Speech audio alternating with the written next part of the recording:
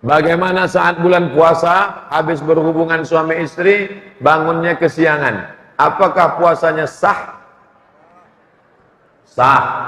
Kalau niatnya sebelum azan subuh. Maaf cakap berhubungan dia jam 4, habis itu dia tertidur. Setelah jam 5.30 baru dia terbangun. Masuk dalam azan subuh dalam keadaan berhadas besar. Tapi niatnya sudah ada tadi. Sah. Tapi kalau tak ada niat puasa, maka tak sah. Pak Ustadz yang saya hormati, dalam Quran dinyatakan bahwa solatlah untuk mengingat aku. Sementara sewaktu kita solat, ingat macam-macam. Karena saya, bagaimana cara mengingat Allah dalam solat, Pak Ustadz? Yang pertama, ketika berwudu, hati sudah mulai khusyuk. Ingat tu di mana? Ingat tu di sini. Sini letak ingat. Jantung yang berdegup, situ letak ingat. Maka ketika wudhu itu sudah mulai ingat. Ketika air masuk ke dalam mulut, keluar dosa dari mulut. Ketika air membasuh muka, keluar dosa dari mata. Ketika air menyiram tangan, keluar dosa dari telah tangan. Ketika air menyapu kepala, keluar dosa ikut kepala.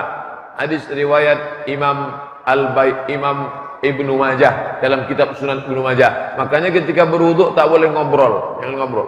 Ini ada orang mau wudhu sambil ngobrol, itulah. Selesai wudu, Allahumma ja'alni minat tawabin, hati tetap khusyuk. Allahumma ja'alni minat tawabin wa ja'alni minal mutatahhirin wa ja'alni min ibadika shalihin. Dari tempat wudu ke dalam tak boleh tasbih.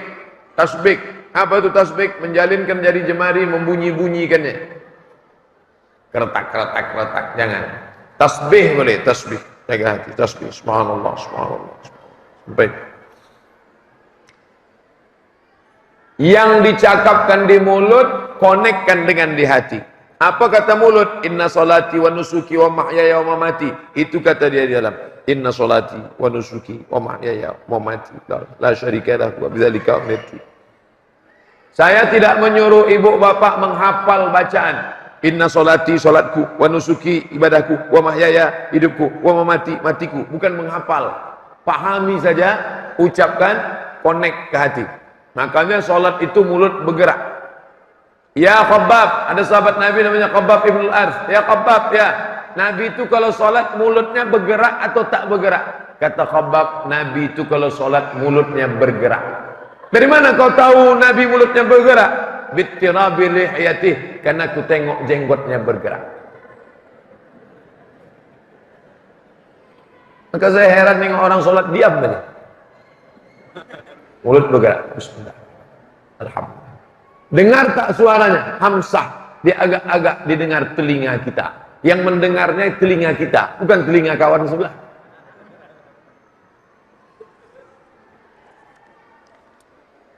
Bagaimana hukumnya jika sakit karena sihir, mati karena Allah, atau gimana Pak Ustadz? Orang yang terkena sihir, dia tidak pernah ke dukun. Ini syaratnya. Dia kena sihir, dia pergi ke dukun, tak sempat taubat. Man atakahinan, siapa yang datang ke dukun, fasaddaqahu bima yaqul, lalu dia percaya kepada cakap sedukun, falam tuqbal lahu salatun arba'ina lailah, tak diterima salatnya 40 hari 40 malam.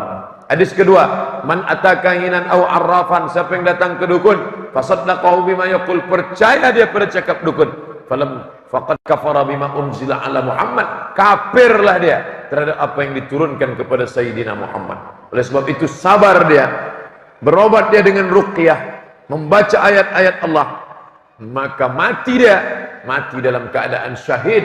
Orang yang mati dalam keadaan disihir, santet, magic, begu ganjang, 7 apa lagi, black magic, maka dia mati syahid. Walaupun kita selalu berzikir, Allah belum memberi kesembuhan Pak Ustadz. Sebelum tidur malam, ambil wudhu, solat sunat witir 3 rakaat. Ayat pertama Sabbihis, kedua Kuliah, ketiga Kulhu. Kalau tak hafal, Kulhu 3 kali. Kul. Habis solat, baca Al-Fatihah. Setelah Al-Fatihah, pangkal Al-Baqarah 5 ayat, wa ulaika humul muflihun.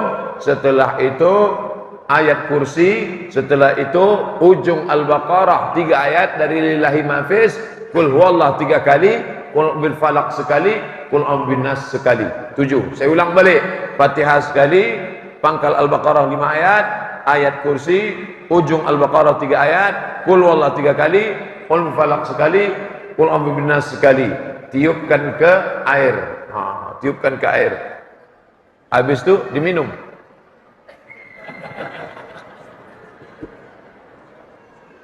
Bisa juga ditiupkan ke ember besar, dimandikan.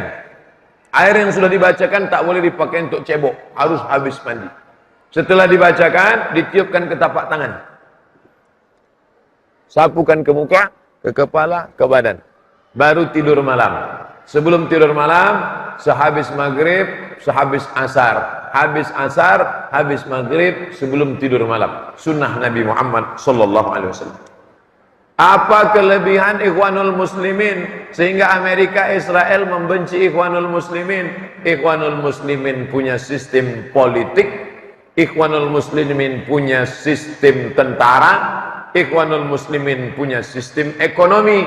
3 yang paling ditakuti orang: politik, tentara, ekonomi. Hebat politik, tak ada tentara, digulingkan. Hebat tentara, tak hebat politik, dijegal orang. Hebat tentara, hebat politik, tapi tak hebat ekonomi, maka akan didikte orang. Ketiga-tiga ini punya Ikhwanul Muslimin. Apa hubungan Ikhwanul Muslimin dengan kemerdekaan Republik Indonesia? Presiden Soekarno mengutus menteri menjumpai pendiri Ikhwanul Muslimin, Imam Syahid Hasan Al-Banna, langsung ke Kairo untuk mengucapkan terima kasih karena Hasan Al-Banna mewakili Ormas Ikhwanul Muslimin, partai Islam waktu itu. Status Ikhwanul Muslimin waktu itu adalah partai Islam, bekerja sama dengan rakyat Mesir untuk menyokong kemerdekaan Republik Indonesia. Gambar-gambarnya bisa dicari di internet. Ikhwanul Muslimin, Hasan Al-Banna, kemerdekaan Indonesia. Enter, dapat, download. Kalau sudah dapat, share, bagikan ke kawan-kawan. Sudah saya download kok nggak dapat Pak Ustadz? Paket habis.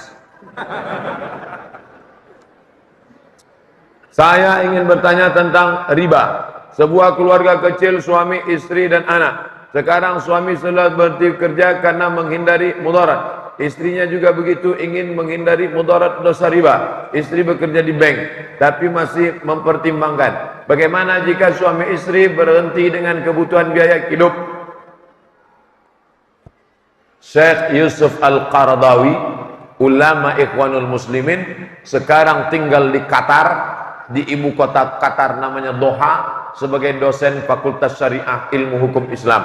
Kata beliau, kalau orang itu bekerja di tempat riba, kalau dia keluar dia bisa mati karena tak makan, maka dia memilih antara dua, pilih mati atau pilih riba. Tak boleh pilih mati, maka dia boleh pilih riba dalam keadaan darurat.